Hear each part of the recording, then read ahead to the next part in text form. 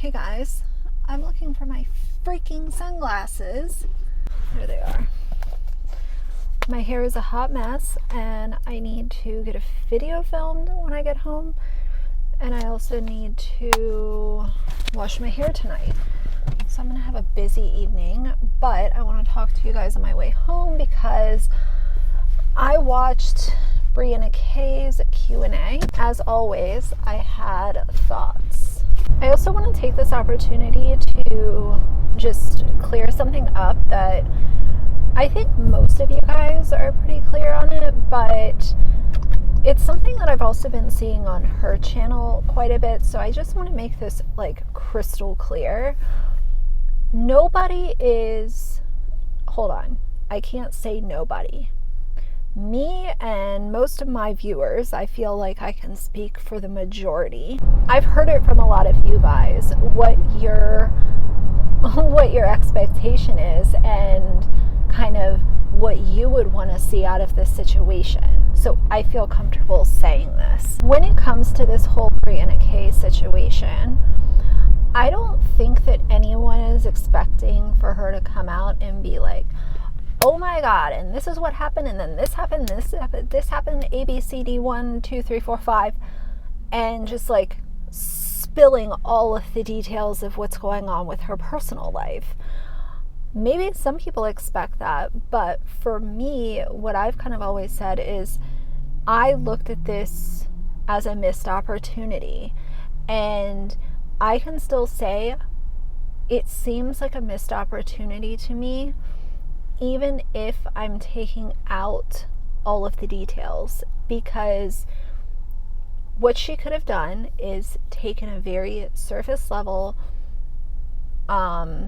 depiction of what's going on with her right now, and she could have said, I'm going through a life change, we're gonna be leaving Hawaii, because let's be honest, you guys, it's just like with the Ace family. Ace family put their house up on the market. People found out about it. It spread across the internet like wildfire. That's public info. And other stuff is public info too. I've stepped around that topic because it's just what I feel is right. But as far as her house being up for sale, okay, your house is on the market. Just say that you're going through a season of change, and I guarantee you so many of her subscribers would have been able to really relate to her on a really deep level by her sharing this information. But it really doesn't have to be all of this info and all of these emotions and all of these feelings. You don't have to be that transparent with people. But a surface level explanation would have gone so far. It would have cut down on a lot of the curiosity and the inquiries that she's been receiving, because people would have bare minimum known, okay, maybe she's having a rough day today, because she did tell us that she's going through a really big life change, and maybe she's just having a rough day. People are understanding. People get it. People go through seasons of change. I've gone through a lot of changes during my time on YouTube. Like I've said in other videos, my life is not my content, so I haven't divulged any of that because, I don't do day in the life vlogs and tell you guys about my relationship, and that's just not what my content is. I think with anything on the internet, you have people on polar opposite ends. And you'll have people that are saying, oh, well, you're just expecting all of this information to come out. And that's just how some people look at it. You have some people that will look at a situation and be like, oh, well, you're just expecting all this information, you're expecting all the details, and that's just not true. That is not true. So I really wanted to just clear that up for anyone who might have been confused or might have thought that expectations are just something completely different than they really are. I've just always looked at this as a missed opportunity, and for it to be a missed opportunity, I also don't think that it has to be just all of this info available for subscribers. That's not what I agree with. Now, one of the first things that I noticed in her Q&A was that she talked about people who have commented on her physical appearance. And I automatically thought of, well, she said the thing that she would get teased about is having a gummy smile. And as soon as she said that, I automatically thought of Dad Challenge podcast. Like they say, hurt people, right? So to me, when I actually sit there and I think, like, why did somebody make fun of my teeth? Like, all the time, you guys, I will get, like, I don't know why certain trolls just, like, love to talk about my teeth and say that I have a gummy smile. And was there a point in time, was I feeling bad about it? Yes, I broke up with this guy and he insulted, like, in the breakup, he got mad and sent me a text where he called me flat-chested and big gums. And, you know, again, he was angry, right? Like, we'd broken up and it totally hurt my feelings and made me feel insecure, of course, because we're all human. If somebody, like, makes fun of you and says something mean to you, you're a human being. Like, you don't have to act like you're, like, made of armor. Like, no, you're a human being with feelings. It's okay to not feel great after somebody insults you. Because to my knowledge, he was one of the people who outright bullied her for her voice, the way she speaks, the way she smiles, the way her mouth moves when she speaks. And this is a great example of him being unable to give an ounce of criticism or an ounce of feedback without attacking someone's personal appearance, the way they sound, the way they walk, the way they dance, the way they whatever. Like, it's just such an adolescent way of providing commentary. It was funny because Mark, one of my subscribers, Mark said, we were talking about Dad Challenge podcasts, and the term basement dweller is now officially one of Josh's nicknames. He is the basement dweller. He is the menace of YouTube, and he is just, a thorn in everyone's side. So props to Mark for giving Josh a new nickname that we can put into rotation. When Bree said this, I felt like she was indirectly trying to talk about Josh, but she obviously doesn't want to, like, send anyone to his channel, which is very smart. But it made me feel sad for her, because there are a lot of things that we can criticize influencers for, but when you come out of the gate and you want to talk about the way someone looks, you look like an adolescent little middle school boy who doesn't know how to communicate your feelings, and you're just going to automatically attack someone for their gummy smile. That's the best that you can do. Now, I will be honest, I remember when Josh started covering Brianna K when she went to Hawaii, and he came up with the Aloha pineapple thing. I thought that was funny. That's a good example of being snarky. Like, she's going to Hawaii, Aloha pineapple. It was funny for a few times. But then he started inserting it like anywhere from 20 to 40 times per video, and it just got played out so fast, and then I got really sick and tired of it. I don't know. He just, when I heard her talking about that, it got me pissed off for her, because I've told you guys before, I used to be teased for my teeth when I was in high school. I had braces, but I was a late braces receiver because of money and, because of money. That's it. So I didn't get braces until I think I was 16 to 17. I only had them on for right under a year. So luckily I didn't have to wear them too long, but up until I got them and my teeth were fixed, I was teased. And to sit there and make fun of someone for something like that was just really petty. So that was one part of her Q&A where I really related with her.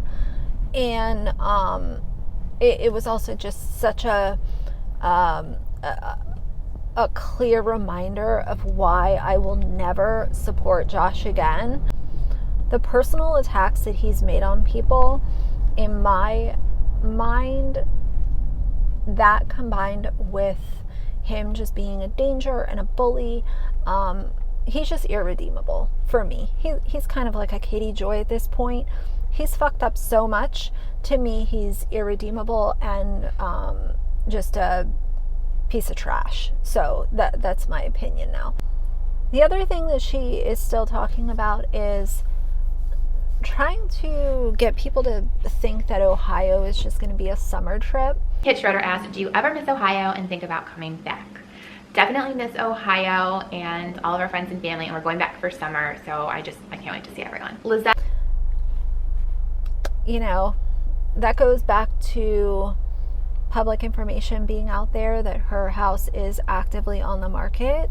It is still on the market because when I heard that, I was like, well, shit, did they take their house off the market and maybe they're like not selling it now? Because I would have felt really dumb if that was the case. But as of today, like after I watched her video, I went and looked and her house is still on the market, the Hawaii house. I don't know what the purpose of saying that Ohio is just going to be a summer thing. I'm not sure what the motive there is, but these are the things that subscribers ask questions about, and then when they ask questions, they get blocked or they get a snarky response. And I think that's what's really hurting Brianna's kind of connection with her subscribers right now. Bare minimum, if you're getting questions that you don't feel like you can answer or you're not in a place to answer them, I totally understand that.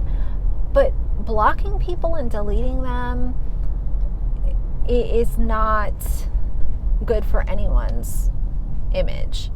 With being an influencer, you rely so heavily on your personal image and your reputation and your connection with subscribers.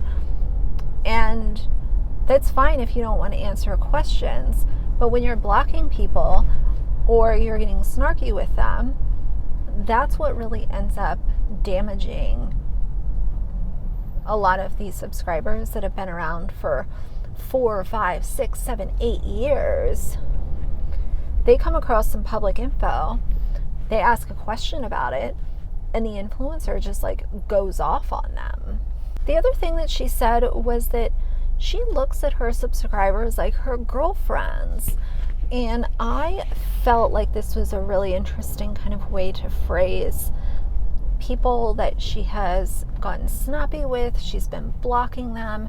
She doesn't want to answer questions. Yet, just imagine that you're on the phone with one of your best friends. Like when you look into that camera, because like that's how I feel about you guys. Maybe that's just like what I do. That's how I feel about you. I feel like these are my best friends. We're hanging out here on YouTube as girlfriends. And like, what is it that's going on with me that like if you called me on the phone, I'd be like, hey, here's how I'm feeling, or this is what's happening, or I was thinking about this today. And that's, like what I talk about. So maybe you just need to think about is that, like, don't think about being on camera as like you putting on a show. Because guys, I'm not an entertainer. Like my mom, she's incredibly talented. She's, if you do ask the question, you know what kind of response you're going to get, if you get any at all. if you're going to say that your subscribers are like your girlfriends and you're so transparent with them and you're so upfront and you talk about everything, to me, that doesn't make any fucking sense when you think about someone asking the question in the live stream, did she announce it yet? And that person was blocked. Their question was immediately deleted and they were gone. So make that make sense. Your subscribers are not your girlfriends. Your subscribers are people that put you in a position where you were able to buy this house in Hawaii. And, I think that Bree's subscribers were convenient to her until they were no longer convenient. And now they've become more of a kind of like a nosy burden in her eyes. And that's why she's becoming so upset with anyone who asks questions. And never forget, these are questions that are based on public information, public knowledge, public info, public websites. So it's not something that someone somehow got their hands on, or better yet, some rumor that someone made up based off of some anonymous source that they have. That I would understand, fuck off with that. I don't even know where you got that. But this is all public info. It's can we do better? Can we do better, please? Just for a little while. Just a little bit, try. And if you hate it, then you can go back to what you're doing. She also talked about be authentic or it will end quickly for you. Don't be fake. She got a question about, someone who is either on YouTube or they're starting a channel and they don't feel comfortable talking to the camera. And I found that to be kind of interesting because I just look at all influencers like they're fake. And I think that subscribers can tell when you're being fake. And that's why a lot of them check out from these mommy vlogger, influencer, and I'm not saying only mommy vlogger. I'm talking about that because Brianna K, I would consider her to be kind of a mommy influencer. Same with Love Meg and, Micah when she was around, Aaron Williams. They're all kind of in that same category for me. Giving ideas.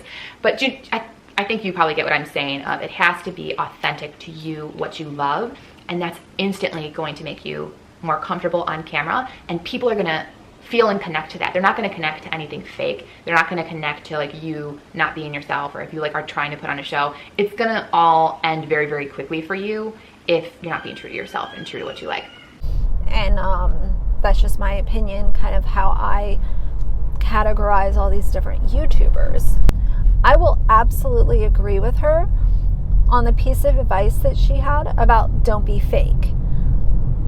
But I also think that in order to give that advice out with a straight face, you also need to be setting a better example than what Bree has done during her time online. Now, part of this video was sponsored by this app. The app is called the Redecor app. And I just felt like it was a really weird ad placement. It's sort of they do challenges and stuff. You go through and you redesign rooms and you can redesign a house and you pick colors and throw pillows and stuff. To me, it just seems like a really big waste of time. I wouldn't ever want to sit on my phone for an hour redecorating an imaginary room that was not going to be put to use in my house or a friend's house or a family member's house.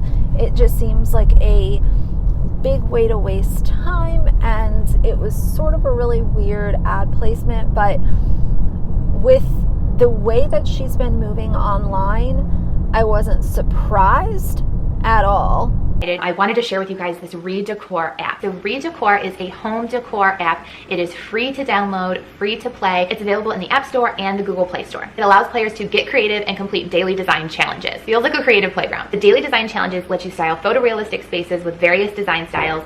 There's an incredible variety of materials to choose from wallpaper, upholstery, throws, pillows, floors, all different interior design styles. And then you vote on the designs to be part of an inspiring community. Download Redecor now via my link and join me and show off that design that you come up with. You know, she could come out with an ad placement for, Michelin tires next week and I wouldn't be surprised. However, that also doesn't mean that I didn't find it a little weird, just saying. She also did update her subscribers to say that her Greece trip is still on hold. They haven't met the minimum. They need 2 more people to buy tickets for it to move forward. I don't know if she's going to meet that minimum by the first week of July. I don't know. I mean, I could say no, but I feel like that would just be me being a real pessimist like I always am. So maybe she will, maybe she won't. I guess time will tell. But I also go back to the whole thing of the whole Greece trip is not for her to connect with subscribers. It's for her to be able to make a lot of money and for subscribers to be able to spend a lot of money. Then we go into the whole security issues, security concerns type thing. To me, that just seems like a clusterfuck kind of waiting to happen. And that's what I said about it from the get-go. Now, towards the end of the video, someone asked how Hawaii had changed her. And I found this to be one of the more interesting parts of her entire video. She did let some of these questions come through this time instead of talking about just like random nonsense that literally nobody would care about. So one of the things that she said is that Hawaii has taught her to not really sweat the small stuff and not be so much of a control freak and just kind of like enjoy life as it happens. It was funny because she said, I don't like to sweat the small stuff because living in Hawaii, sometimes groceries take a really long time to come in. I thought that was such a weird answer. I don't know. I kind of thought, saying don't sweat the small stuff, like... So grow, how do you think you've changed since moving to Hawaii?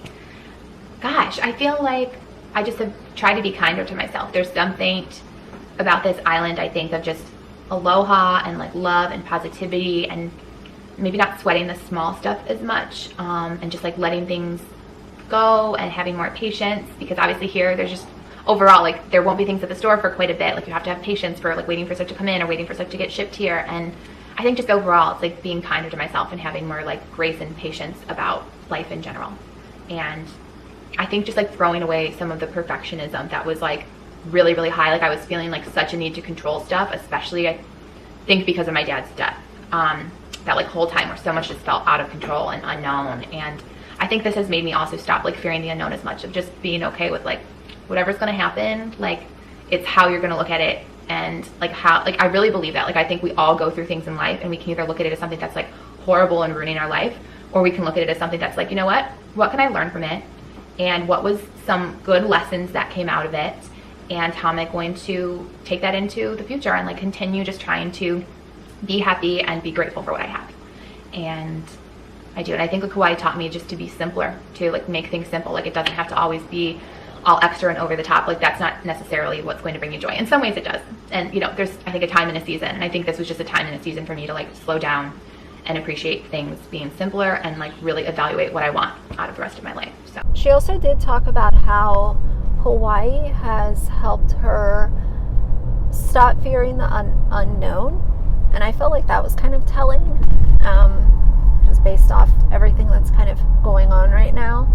I think that it's easy for an influencer to say, don't fear the unknown. Because when you think about it, let's talk about them leaving Hawaii and going back to Ohio.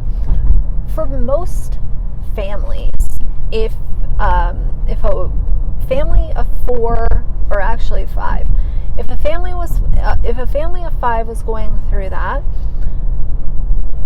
usually you would have to worry about not only moving back to Ohio, making sure that you sell your house.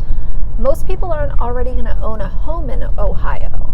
So they're going to have to sell the house in Hawaii before they can comfortably close on the house in Ohio. Then they have to worry about moving everything back, shipping the cars back, affording the plane ticket. Then we have to talk about jobs. Most people are not influencers. Most parents, it's like, okay, mom and dad go to work. Mom and dad need to now find new jobs in Ohio, hopefully making a livable salary, and something that they are qualified to do. It would be nice to make 6 figures and just everyone makes 6 figures. That's just the way the US is. But we have to talk about qualifications. What companies have job openings? So I understand that it can be motivational to tell people, don't fear the unknown. Take it from me, don't fear the unknown. But it's rich coming from an influencer who can literally work from anywhere. She doesn't have to worry about if she's in Hawaii, California, Utah, Florida, New York, Maryland, because she can do what she does from wherever.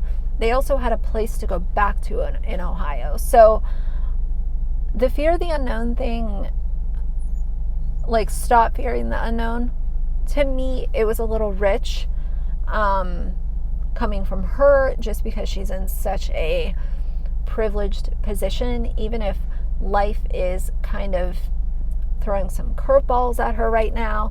She's still in a very, very privileged position that 98% of her subscribers would not be in if they were going through anything even remotely close to what she's going through, So anyway, those were kind of the high points of stuff that I took away from her video. I figured I could just chat with you guys on my way home because I have nothing else to, talk to. Nobody else to talk to right now. So, did you guys watch the Q&A? What do you think about all of this? So for now, if you like the video, please leave a like and a comment. And if you'd like to see more from me in the future, please subscribe. See you guys soon. Bye.